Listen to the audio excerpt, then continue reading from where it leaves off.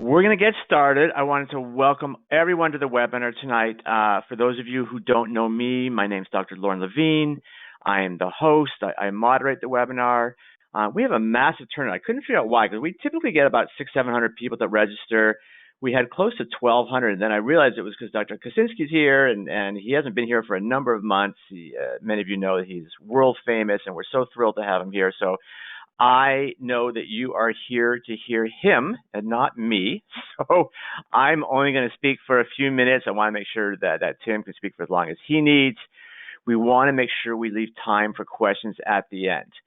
Many of you have probably been on these webinars in the past. You kind of know the format. The speaker will typically talk for about an hour, give or take, and then we do a Q&A afterwards. The only way to ask a question is by typing in your question on the control panel that's on your screen. You'll see like a little GoToWebinar box there. You type it in. When we have 1,000+ people, we obviously cannot take verbal questions. We try to get to as many questions as we can. Sometimes the number of questions exceed the amount of time that we have. I'm the one that goes through the questions. I'll be able to combine some together or try to figure out which ones are more pressing issues. If we don't get to your question, I apologize. Like I said, we're going to do everything in our power to do that. A few things that you should be aware of. First off, the webinar is being recorded. If for some reason you can't stay until the end, you get distracted, don't worry. You will be sent a link that you can download and view the entire webinar at your convenience. During the webinar, Dr. Kosinski is going to show some products and systems that he uses, which are exclusive to GoldenDent. I have had the pleasure of working with Kurt and GoldenDent for probably about a decade now. I want to thank them as always for their sponsorship of the webinars. They always have offers that they're going to give at the end. Kurt will come on at the very end before we do the Q&A and make a few offers. They're the ones that are bringing in these amazing speakers. They're the ones that are helping to develop the content. They also handle the continuing education credits. I always get a ton of emails afterwards about the CE. I'm going to try to bring it up at least a couple of times this evening. First off, there's nothing that you need to do. There's no quiz, there's no registration, there's nothing. All you have to do is be here and stay here for the webinar. If you come on and pop off 6 minutes later, you can't give you CE for that. If you have not registered, in other words, if you just dialed in and you're listening but you can't see the screen, we can't do CE for that as well, because there's no way. Everyone's got the same dial-in number. So you have to. It's a PowerPoint presentation. You got to watch it. So, but as long as you're here for the bulk of it, you will be automatically be sent the CE form. That can usually take about a week or so. So please be patient. If you don't have it, say by next Tuesday or Wednesday, by all means, reach out to me. I'll get in touch with Kurt. He'll make sure that you get your CE form. So as I mentioned, we are thrilled to have Tim Kosinski back. He has spoken a number of times on these webinars in the past. He is an affiliated adjunct clinical professor at the University of Detroit Mercy School of Dentistry. He's on the editorial review board of Reality, which is the information source for aesthetic dentistry. He's the past editor of the Michigan Academy of General Dentistry. He's currently the editor of the AGD journals, General Dentistry and AGD Impact, and was also the editor of Implants Today. Last year, 2023, he was presented the ADA and AAA DEJ's Distinguished Editor Award. He's past president of the Michigan Academy of General Dentistry. Tim got his DDS from the University of Detroit Mercy Dental School and a mastership in biochemistry from Wayne State University School of Medicine. He's a diplomat of the American Board of Oral Implantology and Implant Dentistry, the ICOI, the American Society of Osseointegration. He's a fellow of the American Academy of Implant Dentistry and received his mastership in the Academy of General Dentistry. If you're in dentistry, you know who he is. He's received many honors, including fellowship in the American and International College of Dentists, Academy of Dentistry International. In 2017, he got the Academy of Dentistry International's Humanitarian Award in recognition of significant contributions to the enhancement of the quality of life in the human condition. He's a member of OKU, Pierre Fauchard Academy.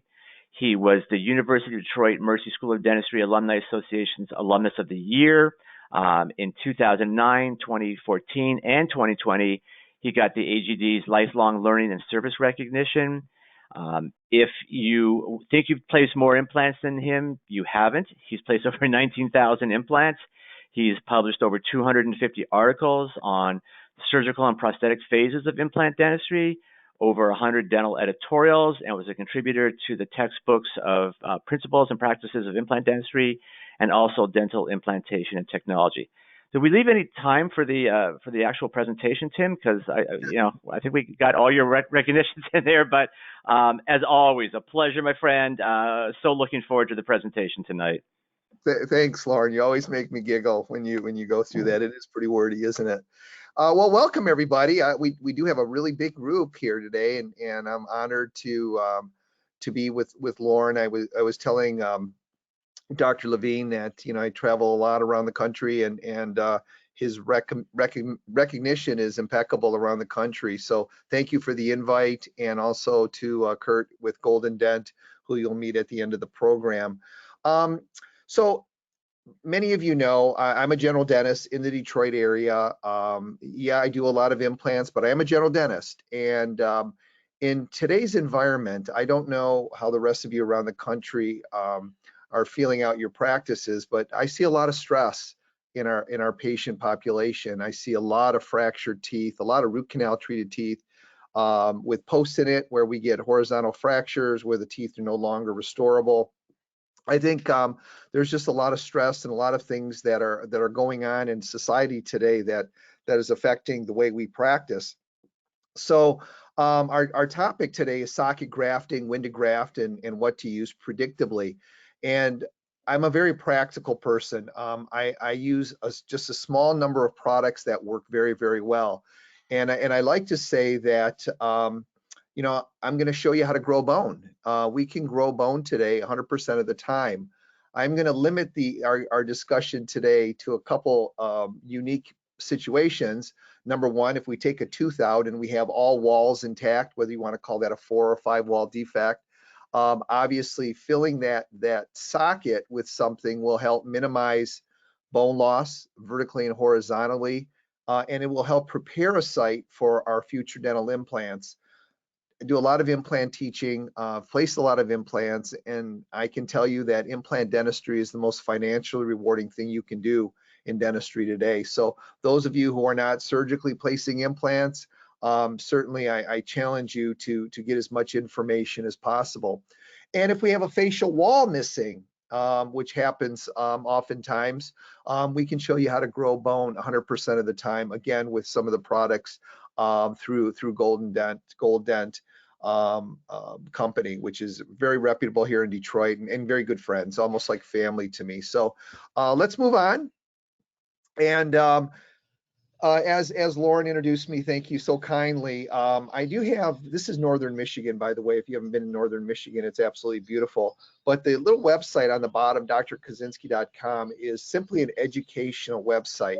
It's not my business website or anything like that. It is simply an education website with a lot of my published articles and a lot of the video demonstrations that we have that we'll be able to show you today. So, or you can go to YouTube or to GoldenDent and find a lot of the videos that we've accumulated over the years.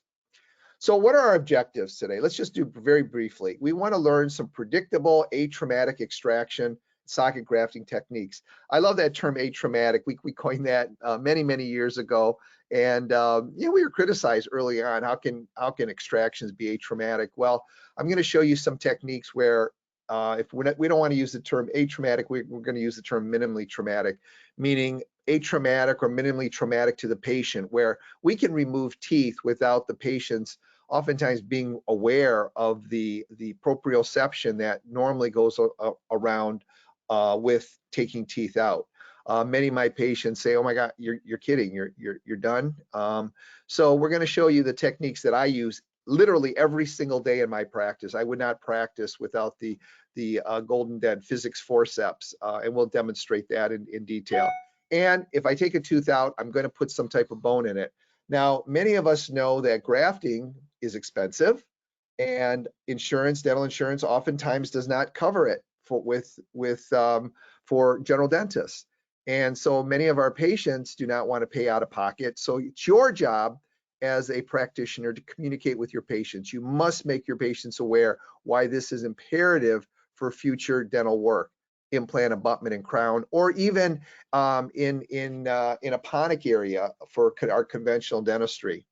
Protocols for socket preservation. We'll show you a lot of clinical cases, very practical cases that each and every one of you in your practices can implement immediately.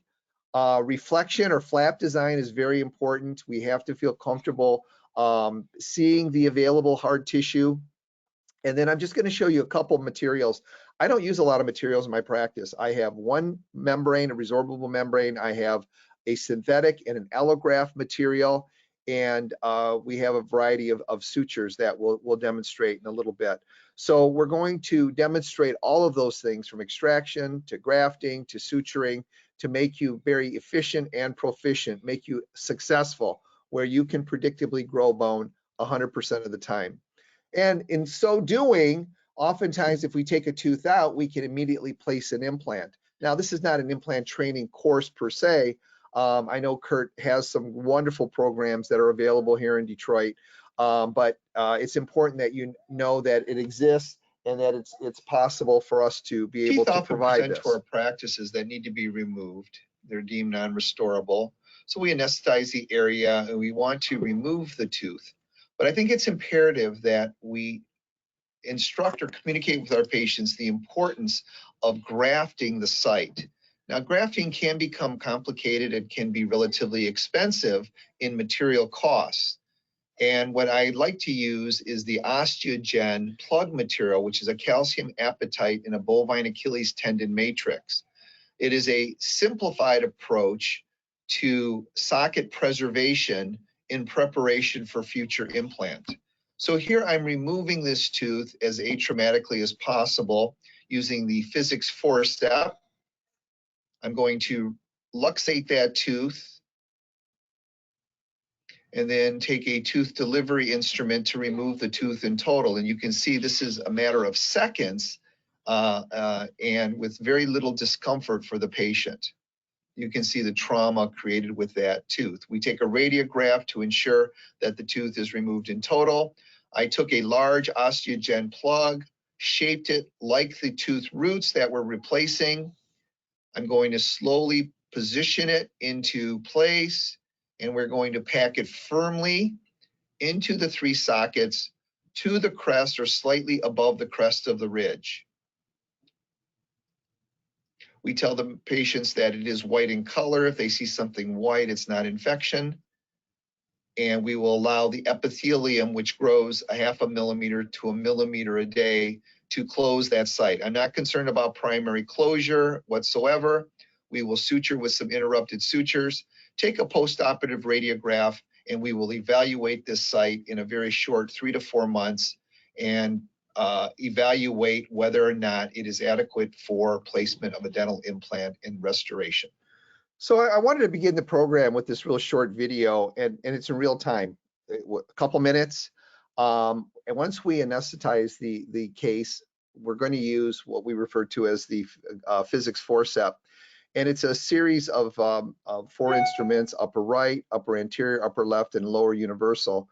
And I'll demonstrate it in a little bit more detail, but it has 2 components: the beak shovel-shaped edge, which will engage in this situation, the palatal aspect, and a bumper, which is simply a fulcrum point for us to remove the tooth. And again, I'll demonstrate this in a little bit more detail. But we're able to remove a tooth fairly minimally traumatically, atraumatically to the patient, to you, the doctor, maintaining the facial plate of bone, and allowing us to prepare the site for future implants. Now, many of you listening today may not do a lot of implants, or maybe don't do implants because you're concerned of really 2 areas of the mouth. The posterior mandible, where we get bone loss, and we're concerned about the position of the mandibular canal and mandibular nerve. And then the upper maxillary posterior area, we're concerned about the maxillary sinus. And we know that our tooth roots act like tent poles holding up a circus tent. And if you remove a tooth, what happens to the circus tent? It collapses. So it's very important, again, that you communicate to the patient why this is important to keep that sinus floor elevated and allow this material, we call it a synthetic material, alloplastic material, and I'll demonstrate what it's made of in a few moments also in a little bit more detail. But it allows us to create an osteoconductive environment where osteoclasts will attack, osteoblasts will lay down new bone. You saw in the video that the material still has some radiolucency when you first put it in, but over time, that material will be replaced by natural bone. And physiologically, that happens from the apex to the crest. So I expect to get more opacity in 3 months, depending on the site of the socket, maybe 4 months. And I can objectively take a radiograph and see the bony changes. Hey, Tim. Yes. Tim, I'm sorry to interrupt. We're only seeing like the slide. Yeah, I don't know if you meant to advance it. Okay, we're only seeing where the video was. So okay, yeah, that's good. We're all good.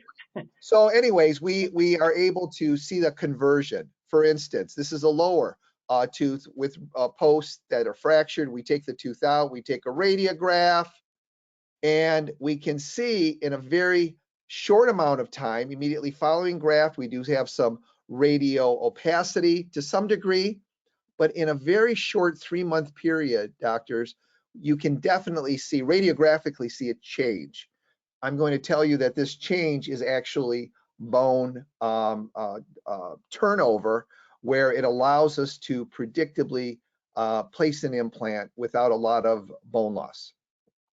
So I do a lot of histology in my practice where we will do core samples, and I'm not a histologist whatsoever, but the magenta color, the pink color is bone, and the purplish or violet color is actually the synthetic material that we placed.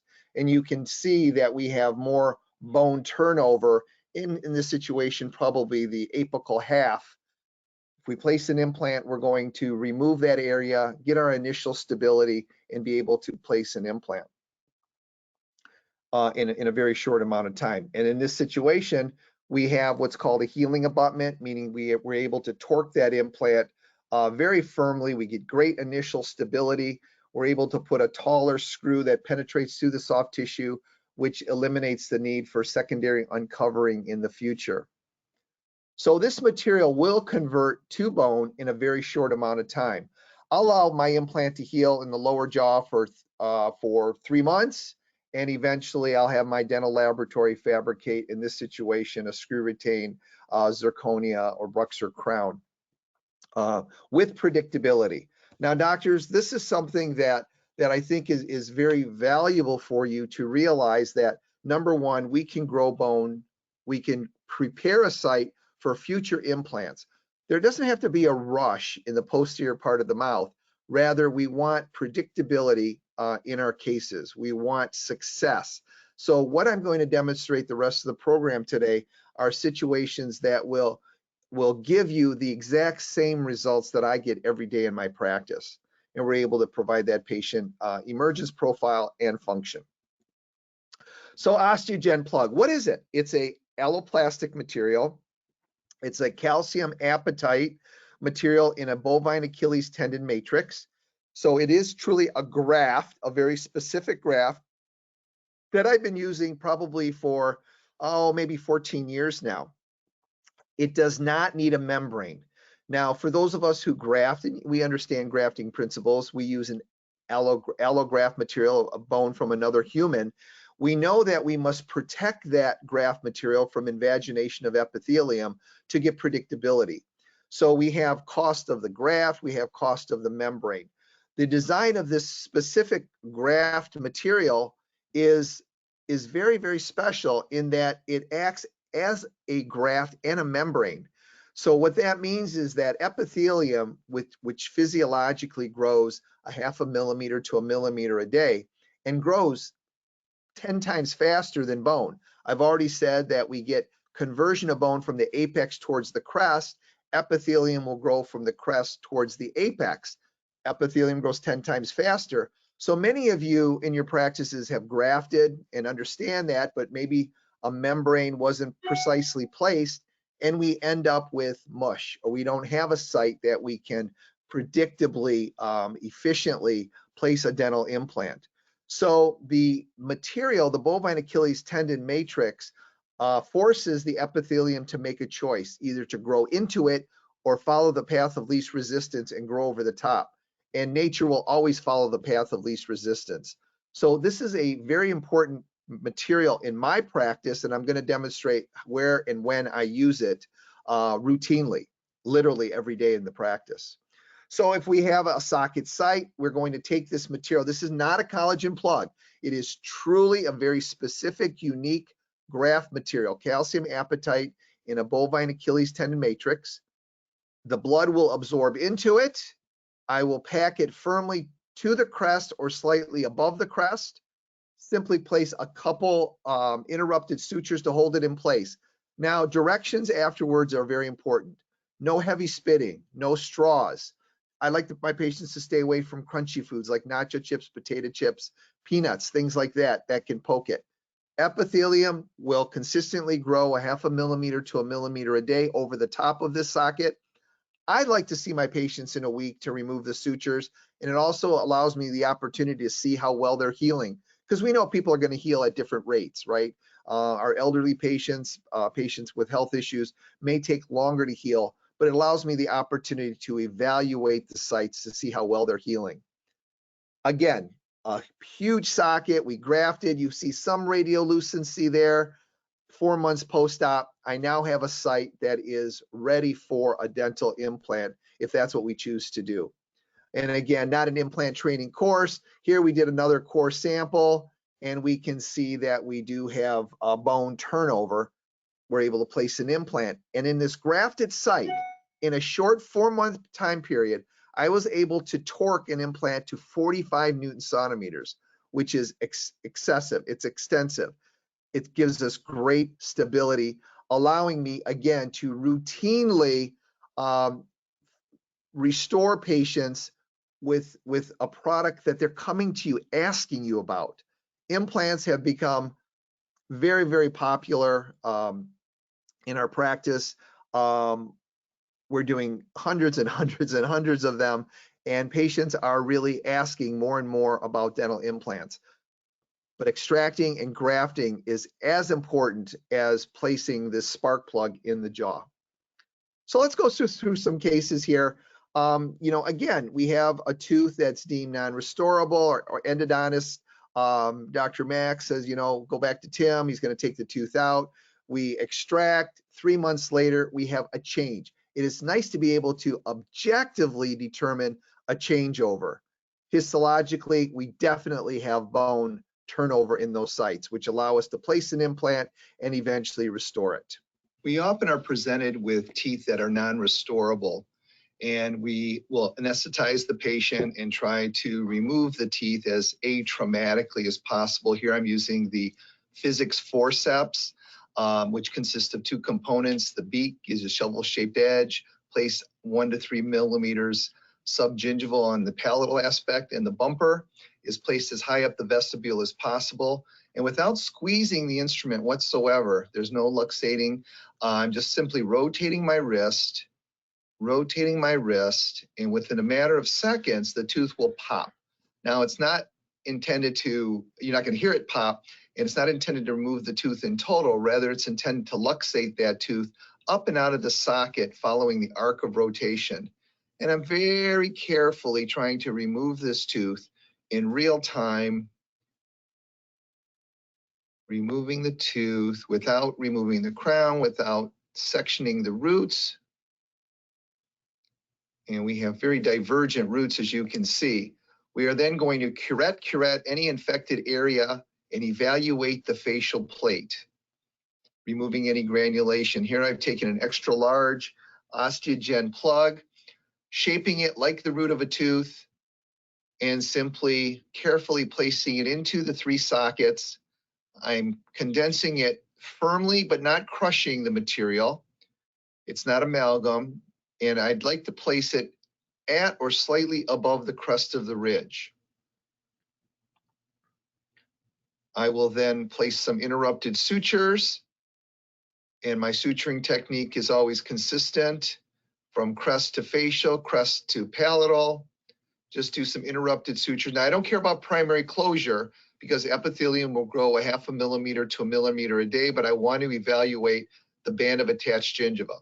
I always take a radiograph, and you can see immediately post-operatively the material. It has some radiolucency to it, but over time, in a quick 3 to 4 months, you'll be able to objectively determine the bone turnover and prepare the site for an implant. So again, it's important that we realize that we want to make this an efficient process for you, financially rewarding for you. Many of us, if we have a maxillary molar tooth, would section the roots, right? Take out the palatal, the mesiofacial, distal facial. If you have a crown on it first, you're going to want to remove the crown first. And again, this specific instrument, I wish they didn't call it a forceps. It's really luxating the tooth, creating tension on the palatal aspect of these roots. That tension is resulting in a physiologic reaction to the body, which releases an enzyme which is breaking down the periodontal ligament. What's holding this tooth in place is the periodontal ligament. So literally in less than a minute, I'm able to remove the tooth, curette any granulation, clean out the site, and eventually graft and place an implant if that's what we decide to do. Another situation, non-restorable. You're going to see these daily in your practice. Root canal treated tooth. How do you remove this tooth now?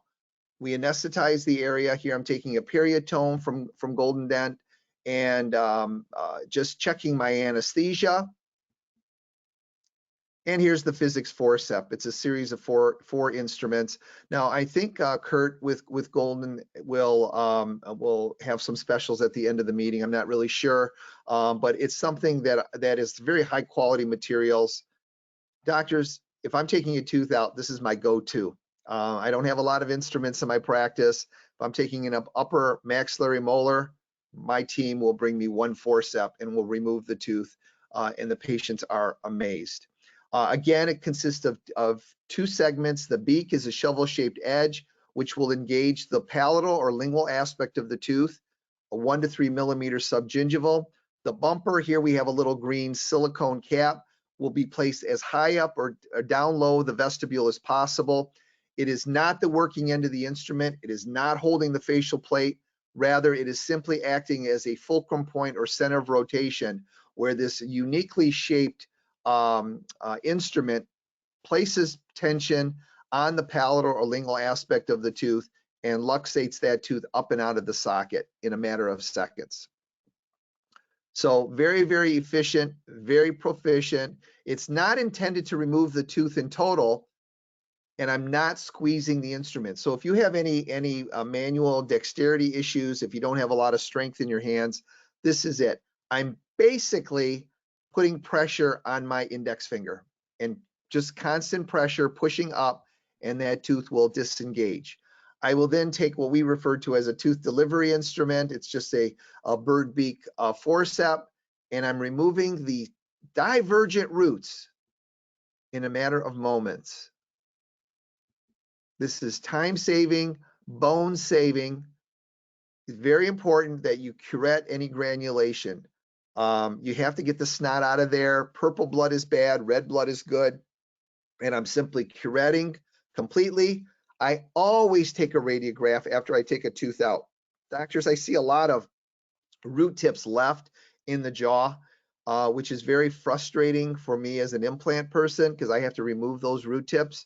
So taking teeth out is very, very hard. It can be very traumatic and very stressful at times.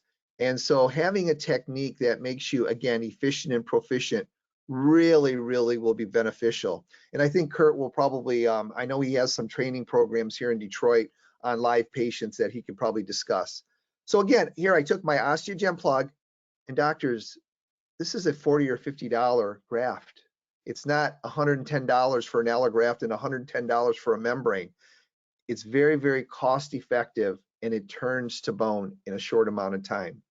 Again, we pack it firmly to the crest or slightly above the crest. I will then suture the site. My suturing technique, because we use reverse cutting needles in dentistry, I will engage from the crest area to the facial. So that reverse cutting needle is actually sliding over the top of my membrane. We're not going through it. A lot of different sutures out there. I don't want to spend a lot of time with this. I primarily use a PGA, polyglycolic acid, synthetic material from GoldenDent. It resorbs in 28 days. I don't use silk at all. Silk absorbs a lot of bacteria. The Vicryl resorbs to water. And I like to see my patients in a week, up to 10 days. But if they go to Florida or something like that, I know that it will resorb over time. Some of us like to use plain gut or chromic gut. I don't. It's just it's kind of a handling characteristic. I know we all have our favorites. I will have a 3/0 and 4/0 thread size, and I will have a 3/8 circle and a half circle. So I have 4 different types of sutures in my practice, all PGA polyglycolic acid. And we're simply making interrupted sutures from crest to facial, crest to palatal. And I don't need primary closure. Why don't I want primary closure here? If to get primary closure, as we needed to do in the past, I would have to pull that facial tissue, the tissue that's on the facial.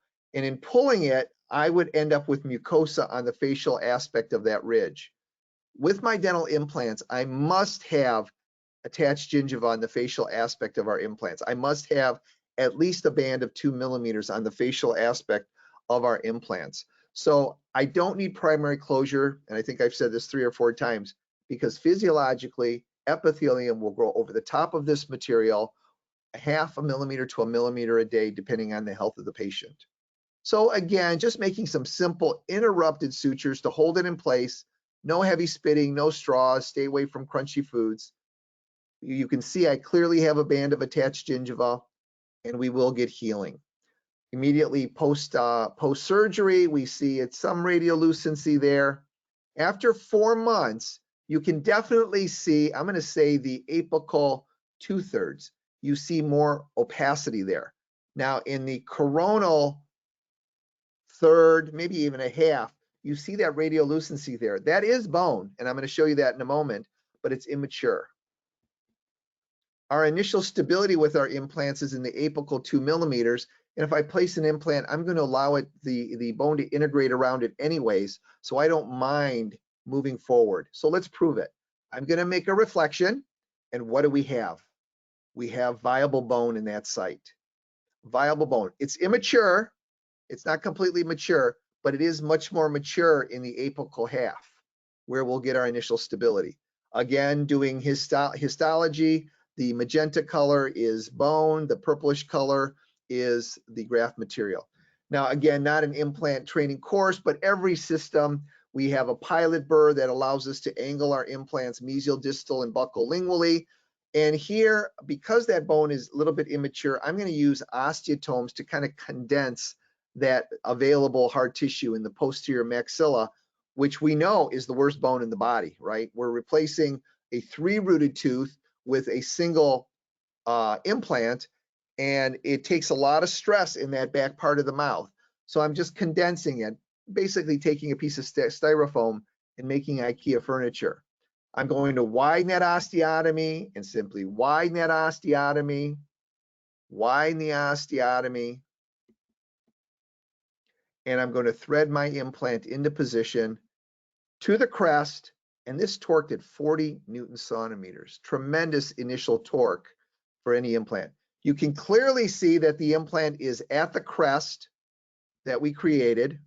I'm going to suture. Again, I'm very consistent with my suturing from crest to facial, crest to palatal, just some interrupted sutures.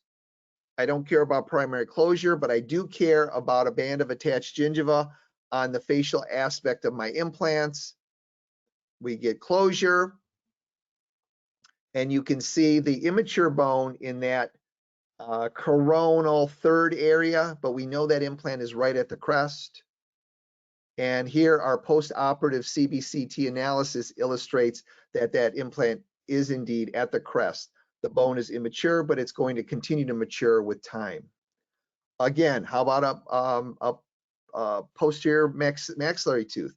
Now, doctors, we're going to remove this tooth, but well, let's say it was a crown and you just wanted to replace the crown. How do you remove that crown typically in your office now? Well, it's rhetorical. You can't answer me, but I'm saying you would take some type of burr and you would cut the facial aspect of the crown to the tooth itself, across the occlusal surface onto the lingual surface. Take some type of instrument and rotate a luxator or something, and the mesial aspect would come out, the distal aspect would stay, and you take some kind of a scaler or something to try to pop that out. What if it's a Bruxer or zirconia crown? Well, those are challenging. It takes a lot of time. So in my practice, I will make a little elliptical window on the facial aspect. Now, I don't know where that preparation is exactly, but I have to assume that we have at least 2 millimeters of interocclusal space, or metal and porcelain. So I'm going to make a little elliptical window with my burr to the central groove area. And I'm going to take an instrument called a wham key, again from GoldenDent. Very inexpensive, just magic. Taking that window, it's a series of 3 instruments with a little very high quality stainless steel with a little ball on it. I'll insert it into that small opening, and I'll simply rotate my wrist, and that crown will pop off. It's almost like magic. It's just amazing instruments that have been provided to us. Now, if this was a re-prep, you had margins that were exposed, you could use this as a temporary. In this situation, I'm going to go ahead and section the roots. Mandibular molar teeth, I don't try to take out in one piece because that's where we get a lot of fracturing. So I will section it through the furcation area completely. And then I'll go back to my physics forceps after luxating, take a radiograph, make sure it's completely separated, old silver points, taking my physics forceps, which is just a wonderful instrument, placing the beak, the shovel-shaped edge on the lingual aspect, 1 to 3 millimeters subgingival, placing the bumper as far down the vestibule as possible, and simply, without any force whatsoever, rotating my wrist towards the shoulder, and in a matter of seconds, the individual roots will come out. Take a radiograph, make sure there's no root tips left. And again, here I take in my large Osteogen plug, I cut it in half and just put 2 separate pieces in there. Complete control to the crest, slightly above the crest. Immediate post-op, you can see some radiolucency. We suture, but over time, after 3 months, I can take my CBCT, I can analyze, is this a case that I want to place a dental implant? Do I have enough bone? Where is the vital anatomy? Where's the lingual concavity? Where's the mandibular canal? I can then place my implant, allow it to heal, scan it after 3 months of implant placement, and made a beautiful implant retained prosthesis for our patients. Your patients want this type of work in their mouth. Again, very quickly, teeth that are non-restorable, you're going to see this every day in your practice, at least we do. We're gonna, here is an autotome that we're removing the PDL, and I can simply remove the tooth and the granulation. I will do this routinely. I will curette, and I can immediately place an implant. Now, I like to tell my patients, this tooth root is shaped like an egg coronally. Our implant is round. So we're putting a smaller round spark plug into a larger hole. So when I'm doing an immediate implant, I will take my Osteogen plug, simply place it into the socket, and thread my implant after I do my osteotomy, thread the implant directly through the material, and the material will allow you to thread into it, allow that to heal. Now, many of you, as I mentioned earlier, understand that taking a tooth out and grafting is important, but many of us have had issues, including myself over the years. I've been doing this a long time. I started with plaster of Paris and glass beads and hydroxyapatite, tricalcium phosphate, all types of materials that really were unpredictable. Allograft is the standard now, but with allograft, because the particulate size varies normally from 250 to 1,000 microns, you must protect that graft from invagination of epithelium, which means that we have to put a high quality membrane to protect it, to allow the epithelium to grow over the top rather than into the graft material. And that membrane must remain intact for at least 6 weeks. And so it makes it challenging. Many of our socket grafts don't work. Number one, the wound opens, the material falls out. Or if we're using an allograft with a membrane, the membrane falls out. It becomes unpredictable. Or if we fail to curette and corticate the area, remove the granulation from the site, again, we're able to place an implant and restore it. Grafting at the time of extraction, the literature is clear, will help minimize bone loss, supports the soft tissue, can help minimize periodontal pathology, and it will provide an adequate site for all of us for implants in a short 3 to 4 months. If you don't graft, you have to tell your patients soft tissue will grow into the socket, and it's a race. Oftentimes we do get that horse's saddle look, loss of ridge height, or vertical and horizontal bone loss. And the literature says we get 30 to 60% bone loss in a very short amount of time, which means the patient may need a more invasive surgical procedure in the future if they decide they want to restore an edentulous site with an implant. So GoldOss also has allograft material. It is a very fine product, a very fair cost. So I do allograft. I mentioned I have 2 grafting materials in my practice, Osteogen and a allograft material. But when I use an allograft, I have to protect it from invagination of epithelium, and Kurt will demonstrate the materials that they have available for you. It's kind of one-stop shopping, and makes it affordable for you to provide this service to your patients. Let's look again. We have a tooth that's deemed non-restorable. Obviously, a huge infection caused by a horizontal fracture right at the end of the post. We're going to remove this tooth, and here I used a cow horn because the tooth, I'm assuming the tooth would be very easy, but the same physiologic reaction occurs. I will take that cow horn and I will create tension on the PDL. That tension will result in an enzymatic release and melting down of the periodontal ligament. So here I will turn it to the lingual. I'll count to 10, turn it to the facial, count to 10, and I'm able to remove the tooth. What do we do next? You must curette that granulation, and you can see the tremendous defect created. We truly have a huge cereal bowl in that site. I'm reflecting the site. Now, when I reflect, I do not make vertical incisions. It's a whole nother lecture. Maybe Kurt, we can do this another time. But I don't make vertical incisions in my reflection. It's more like an envelope. I'll go halfway, a third of the way around the adjacent teeth so that I can see the defect. If I can see the defect, I can correct it.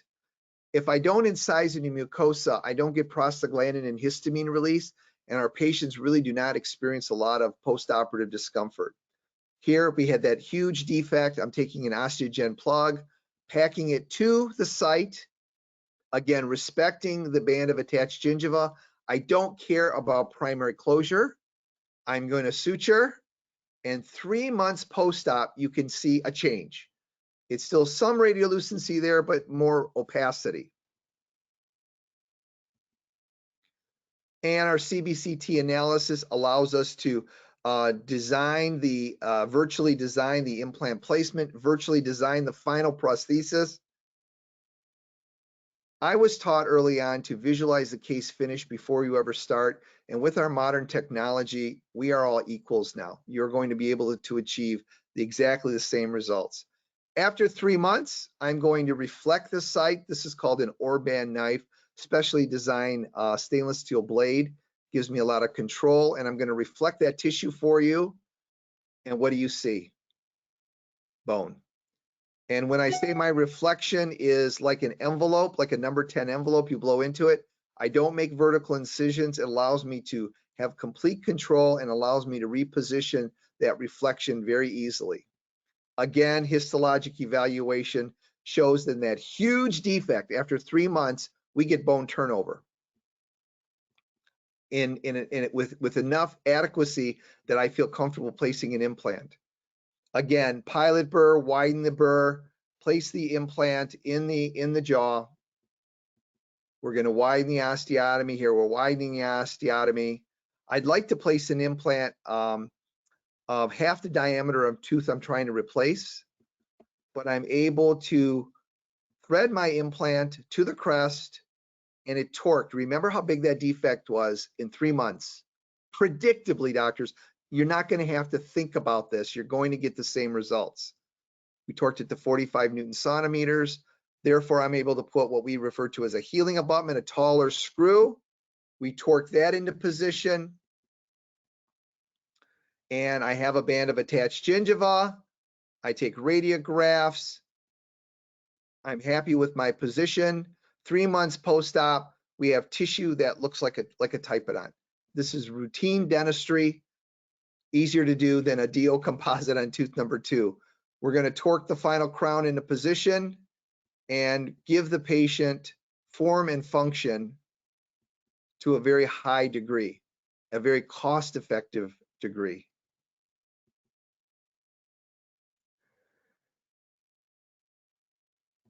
Okay. All right, we're going to do a Caldwell Luck now. So let's look at some other indications. But sorry, that slide was out of position. But we have a situation, the posterior maxilla. Again, when we first started talking, we're concerned about the posterior maxilla because of the sinus, and we're concerned about the posterior mandible because of the nerve. But here we did a CBCT analysis, and we can see we do not have a lot of bone to work with. We have very little bone to work with, and so we're going to augment the sinus with a Caldwell Luck, meaning we're going to graft the sinus. Now, this technique may be a little bit more involved for many of us here without practice, but I just want to demonstrate where the Osteogen and Allograft material work very, very well. I'm going to reflect the site so that I can see the lateral aspect of the surgical site. I'm going to design using a piezo. A piezo is an oscillating drill. It only cuts hard tissue. I guess the best analogy would be if you had a cast and they cut off the cast. You ever wonder why they don't cut the skin? Well, it only cuts hard material. And so what I'm doing is making, probably the best way to describe it is like a dishwasher door. And I'm simply cutting through that tissue. And I'm going to take that lateral wall of bone, and I'm actually going to place it up into the sinus area, and this will become my new floor. Now, Osteogen is ideal. In the past, we used Allograft material, which just kind of floated all over the place, where this has substance to it. It's not a collagen plug, but it has some feel to it. And this allows me to kind of lift the Schneiderian membrane. And here I'm taking another piece, lifting that Schneiderian membrane, and then I'm going to go to my Allograft material, fill in the rest of the wall. And Osteogen actually has a sheet. So now I'm building my new lateral wall, suturing the site, evaluating, and if you remember from that initial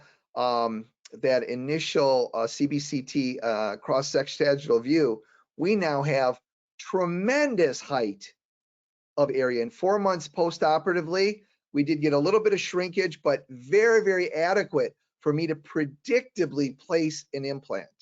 I'll reflect the tissue again to show you, again, we have bone. Is it completely mature? No, but it's mature enough for me to place implants allow them to heal. And here I ended up splitting these two crowns because of the softness of the bone and the forces that will rely on that area. And then here's just a digitized, colorized version illustrating the quality of bone that we have in those implants. So Lauren, I'm finished. I'm sure we have some questions. I know we ran fairly quickly, but this is just the beginning of the rest of your life as far as gaining more information as far as products. Thank you, Tim. We do have a ton of questions, but as we had talked about at the beginning, we are fortunate that GoldenDent has sponsored this webinar. They've brought you in. They obviously manufacture a lot of the products that that you showed tonight, and I want to turn the screen over to Kurt for a few minutes. We're always fortunate that they're going to make some type of special offer, talk a little about educational opportunities, and then we'll get to the Q&A. So as a reminder, for those of you who may have popped on a little bit late, the webinar was recorded. We will be sending that out within the next day or two. CE credits are done automatically. If you've been here for the whole webinar, you will get those sent. That can take about a week or so. So Kurt, I will turn it over to you. All right, Lauren, I appreciate it. My name is Kurt Lawler with GoldenDent. We're a Detroit-based dental company that we started with the physics forceps back in 2007. But we rely on 3 generations of members of the family in dentistry, and we use that experience to manufacture products that are simple, predictable, and unconventional. Before I forget, I just wanted to mention quickly, we do have another webinar coming up October 22nd with Dr. Matt Burton, and also with Dr. Levine, also as the moderator. And we're going to be discussing an innovative 2-in-1 matrix band and wedge solution for composite restorations. Look for that invite in the email that will follow the webinar with the replay link. And while it's on top of mind, go ahead and click it and register, and you'll get a reminder closer to the date. So as always on the webinars, we do a promotional offer. So this evening it's 20%. It's a good discount. That's usually the highest we ever go. And the code is WEB920, so WEB920. And any of the products can be purchased on golden-dent.com, or you can give us a call in the office or available through chat. We do these specials for just a quick 24 hours. The 20% will expire tomorrow, the 18th, at the end of the day. And that code can be used online or by giving us a call this evening, or tomorrow, I'm sorry, if you're interested in any products that we're showing this evening on the webinar.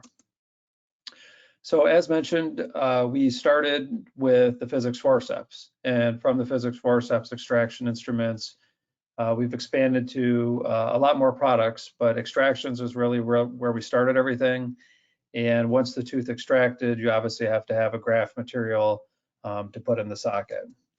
So these are the physics forceps. This was the original set of, you've got one lower universal, an upper right, an upper left, and an upper anterior.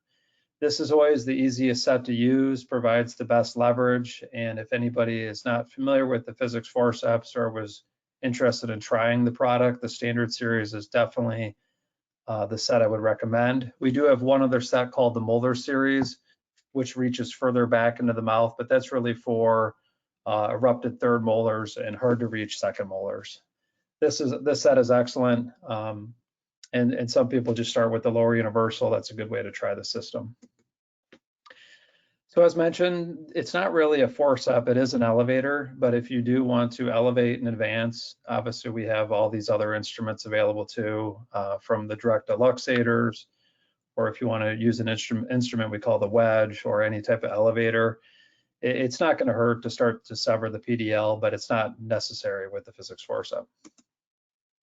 We do have conventional instruments. We were always asked, you know, there's definitely cases where you want a 150 or 151 or root tip type pick instrument. So we did also manufacture some more conventional type extraction instruments. This is a kit that we made a number of years ago now with Dr. Kosinski. This is going to have your basic instruments that you can keep together in one cassette. The kit itself is inexpensive. You just use it for grafting, and you always have everything organized in this cassette. You can see online which instruments are in there, but it really has all the basics that you need. The one thing to be aware of if you are interested in that kit, you can change out the curette. This is a nice one because it's a serrated curette where it really allows you to remove the granulation tissue for use with like the Osteogen plug or really any graft material prior to grafting to remove that tissue from the socket site. This is a nice instrument because of the sharp serrated tips versus like a conventional type curette. Now, if you can't, I guess, manually curette the socket site, this is also a popular kit that we put together where it has some really nice tissue and degranulation burrs. So instead of manually removing the tissue with the serrated curette, this will allow you to use a handpiece and a burr. And then we also have some of the bone shaping and cutting burrs that go along with the grafting procedures. The plugs, we obviously have the plugs. Osteogen plugs, we still believe it's the best graft plug on the market. Others have surfaced, but anybody that tries a different one usually comes back to us with the Osteogen plugs. It really is the best one on the market. The large size there, the 10 by 20, is the most popular. We have them now in 5, 10, and even a 25 pack now today. Particulate, there's a lot of graft on the market. This is a good mineralized cortical cancellous bone at 250 to 1,000 microns.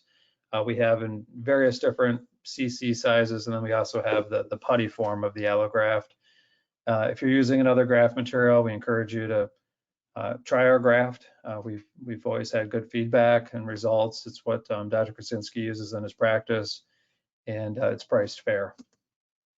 The two membranes on the left are our most popular. We have the EpiGuide, which was shown, and then the Cytoflex Resorb. These are both long-lasting resorbable membranes. We actually don't even offer any membranes anymore that you have to remove. The two on the left are definitely our most popular. The EpiGuide is a great membrane, but the only downside is it's a little bit large at an 18 by 30 millimeter, where the Cytoflex Resorb option does come in 3 different sizes. Of course, you can always cut the EpiGuide to shape, but the Resorb does have some different size options. PGA sutures, black silk, chroma gut sutures, we have those available. One thing I'll mention just quickly before I turn it over to the Q&A section is we do have live patient extraction and grafting courses in Detroit. We've done these for a number of years, and you treat the patient. So you don't need a special dental license in Michigan.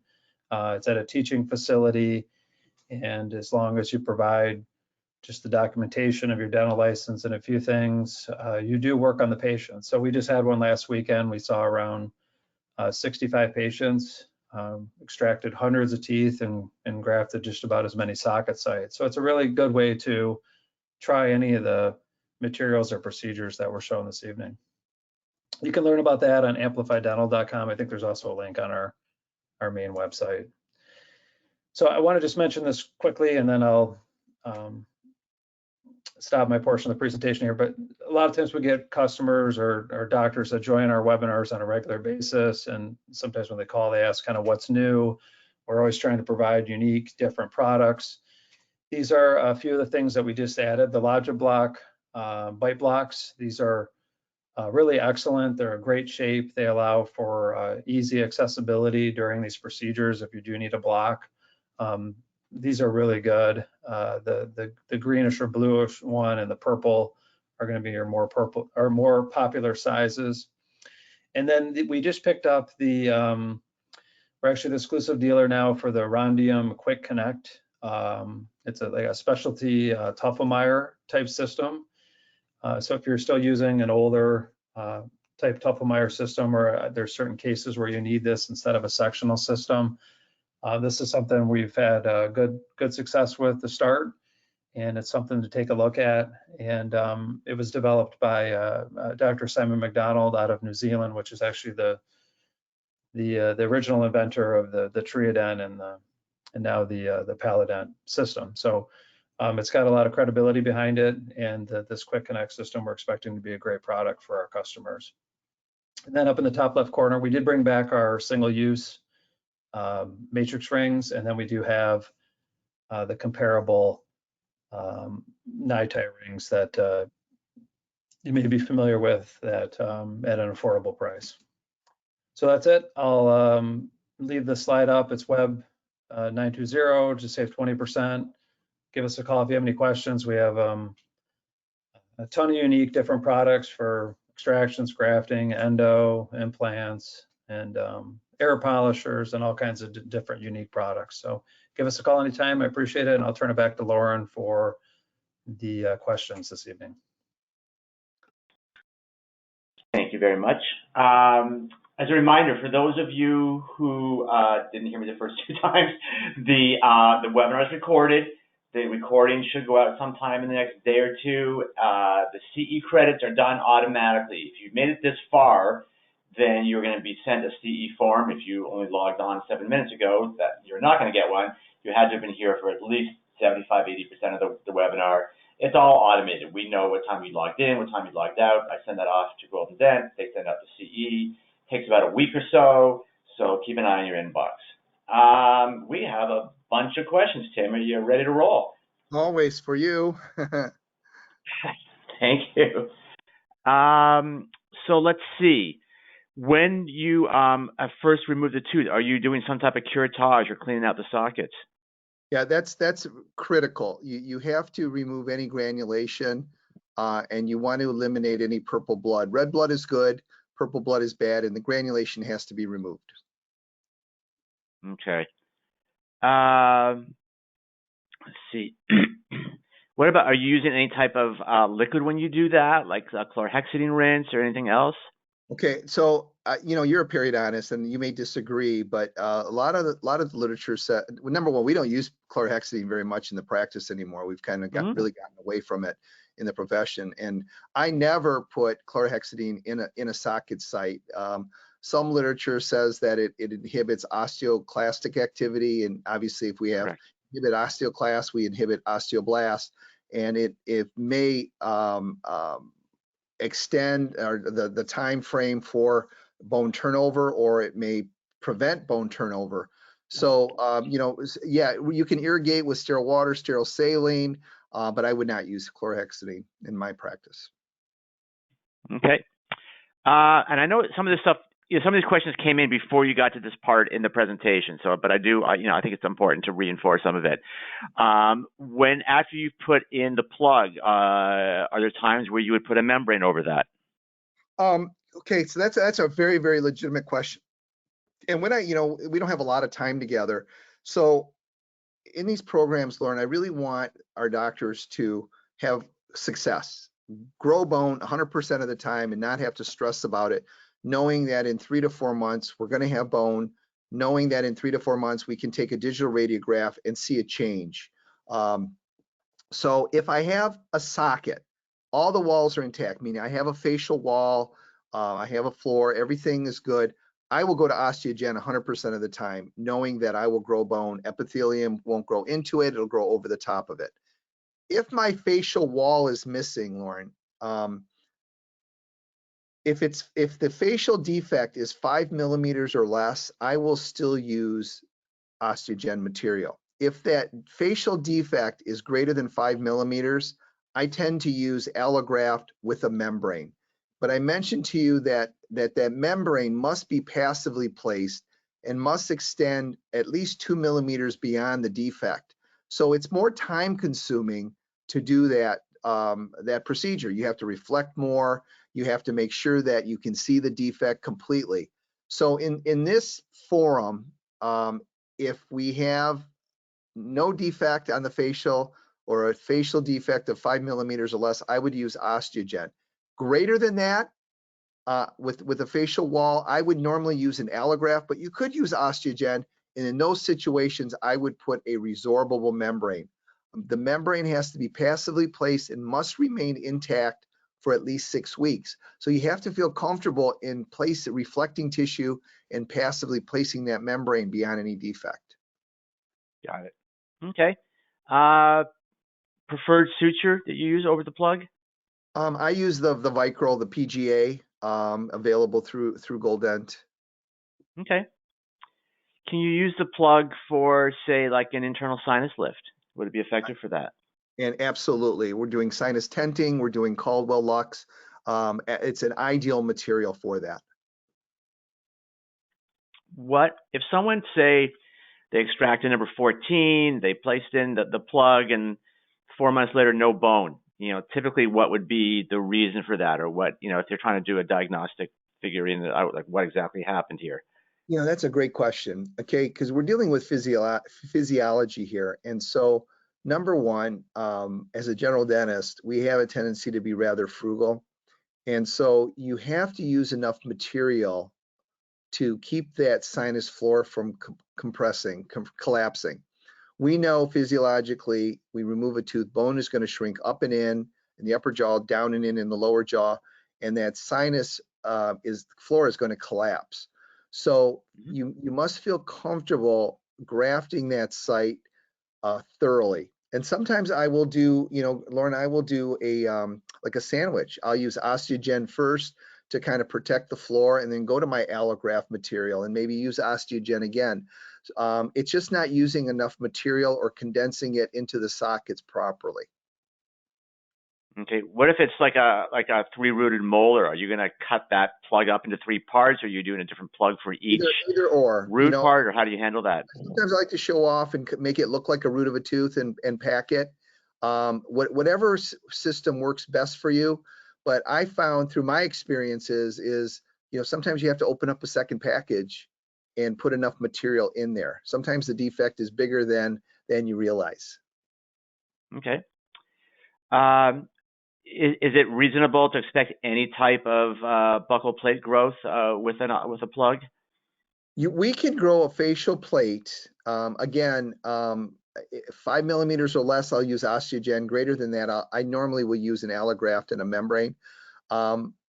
We can grow a facial wall predictably from mesial to distal. We can't extend it out any further than the available hard tissue on either side of the defect.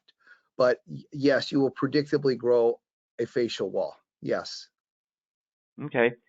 I think you showed one of your cases where you actually did shape the Osteogen plug. What were you using? What were you cutting that with? The scissors. You can cut through it with scissors. Okay. Mm-hmm. Okay.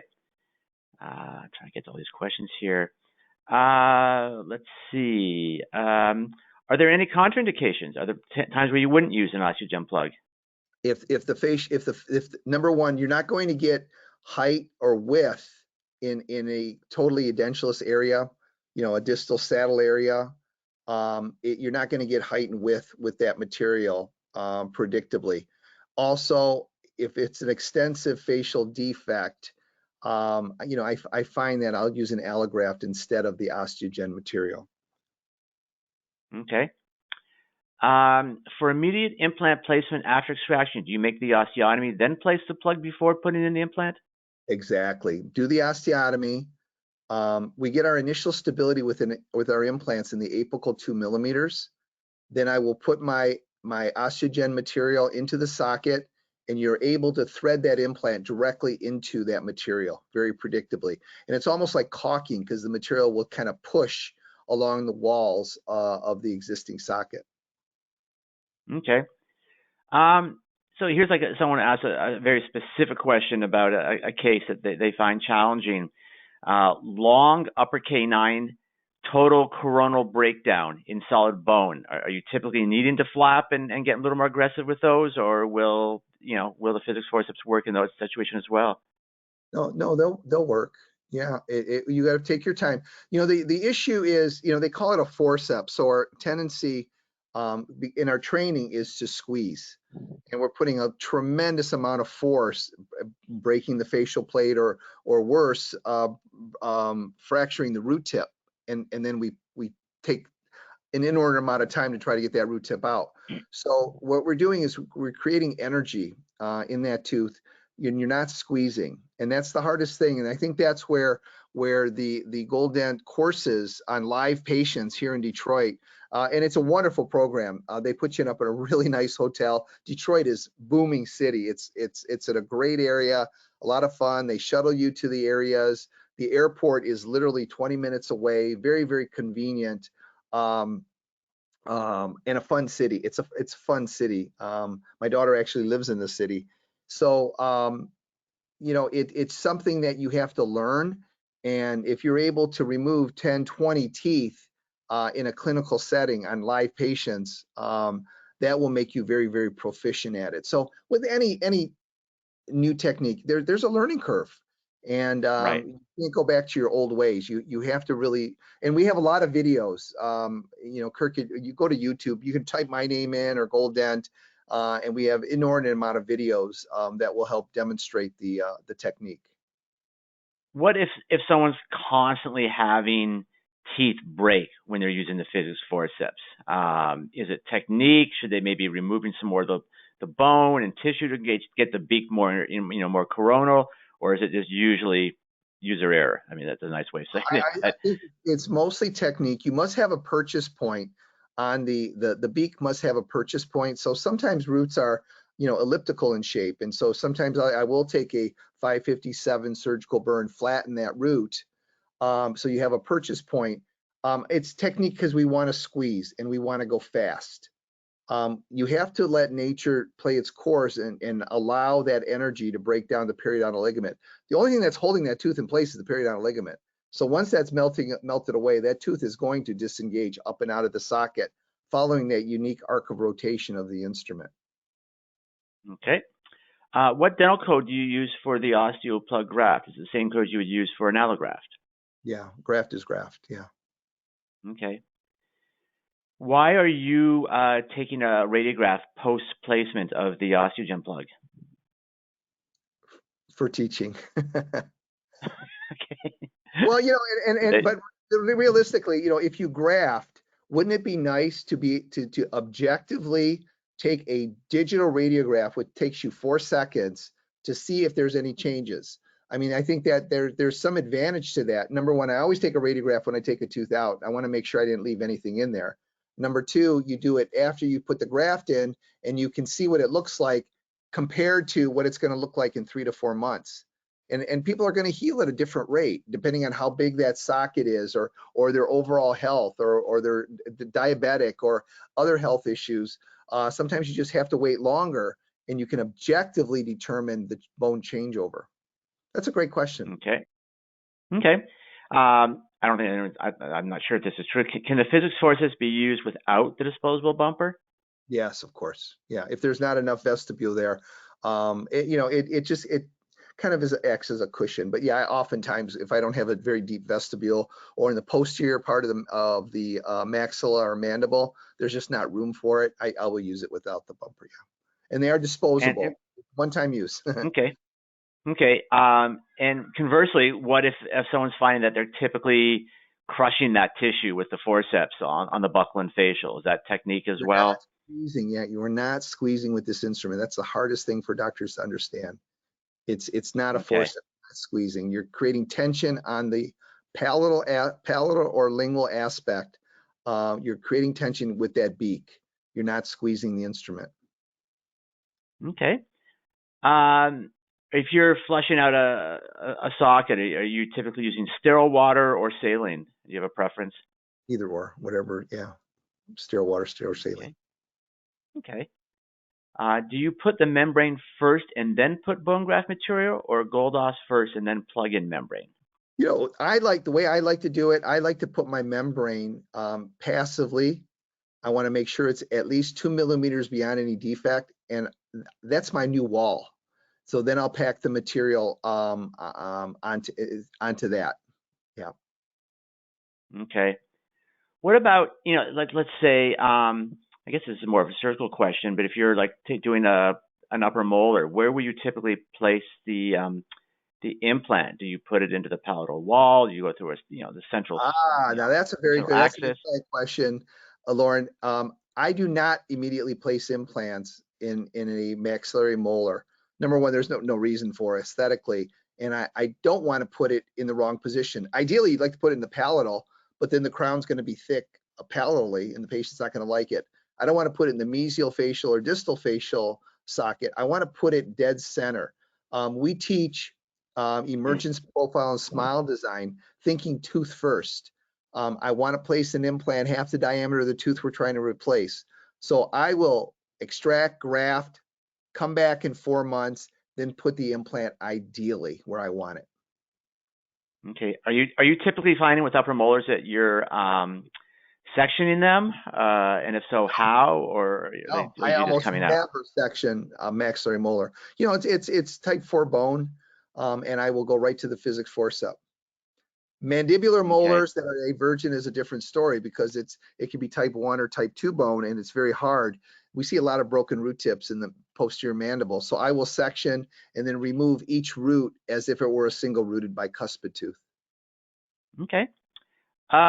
What if you expose the sinus? How is that going to change the procedure? Can you still use the graft? Would you still put an implant in there? How would that change things? Well, you know, again, if I'm taking a tooth out, I'm not going to put an implant in. And so I want to graft. And if we expose, depending on the size of the exposure, I may put a resorbable membrane to make a new floor. I love the Osteogen material because it has a substance to it. It has a feel to it, as opposed to particulate, which kind of floats all over. So sometimes I will layer, you know, I will put a resorbable membrane, make that my new floor, and then put Osteogen to kind of lift that Schneiderian membrane or protect it. We put the patient on antibiotic, stay away from crunchy foods. I would tell the patient sleep with an extra pillow, kind of elevate their head a little bit. They could get a bloody nose. And more importantly, if you're dealing with the sinus, they may get stuffy on one side of the nostril, and I don't want them to blow their nose. If they do feel stuffy, I want them to stop at Target, CVS, Walgreens, whatever, and pick up a nasal spray for short-term use.